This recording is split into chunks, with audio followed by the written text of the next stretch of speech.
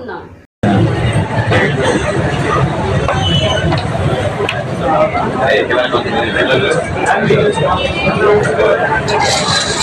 దేశ నలుమూలల్లో ఎంతో మంది భక్త మహాశైలు చేస్తున్నారు. అలాగే దేశ నలుమూల నుండి పీఠాధిపతులు కూడా వచ్చేస్తున్నారు.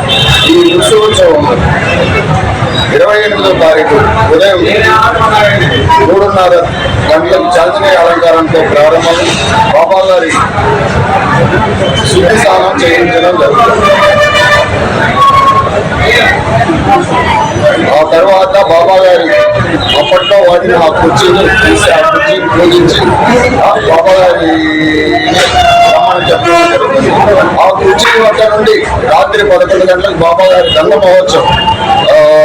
అప్పట్లో బాబా గారు ఏ విధులు గుండా నడిచేవారు ఆ విధులు గుండా అత్యంత వైభవంగా కళ్ళు వెలుగుట్లు గడిపే బాణాసంచాతో, నవగట్ మేళాల, సన్నాయి మేళాలతో, కనక తప్పెట్లతో, బుట్టబొమ్మ బేలాల వేషాలతో, ఎన్నో రకాల వాయిద్యాలతో బాబా గారు ఒక మహారాజు వలె, ఒక యోగేశ్వరుడు వలె ఆయన ఏ విధుల్లో నడిచేవాడు ఆ విధులు గుండా తీసుకొని బాబా గారి ఒక మంచం వద్దకు చేరుకొని అక్కడ పూజ అనంతరం బాబా గారిని ఆ గుర్రం మీద ఆహ్వానించడం జరుగుతుంది. బాబా గారు ఆ గుర్రాన్ని ఆవహించడం జరుగుతుంది. ఆ ఆవహించిన గుర్రం బాబా గారు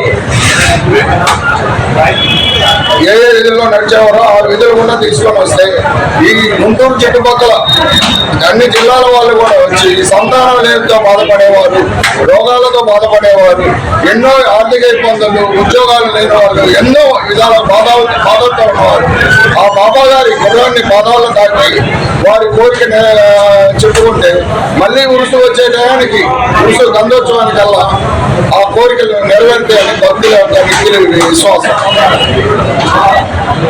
ఈ ఉరుసు ఉత్సవానికి ఇచ్చేస్తున్న భక్త మహాశైలికి సుమారు రోజుకి 30,000 మంది పైచిలుకు భక్తులకి అన్న సంతర్పణ కార్యక్రమం. ఈ 5 రోజులు కూడా అన్న సంతర్పణ కార్యక్రమం అత్యంత వైభవంగా జరుగుతుంది. ధన పేద తారతమ్యం లేకుండా ప్రతి భక్తుడు కూడా ఆ అన్న ప్రసాదాన్ని బాబా గారు ఆ ప్రసాదాన్ని ఆవహించుతారని భక్తుల యొక్క వ్యక్తి విశ్వాసం.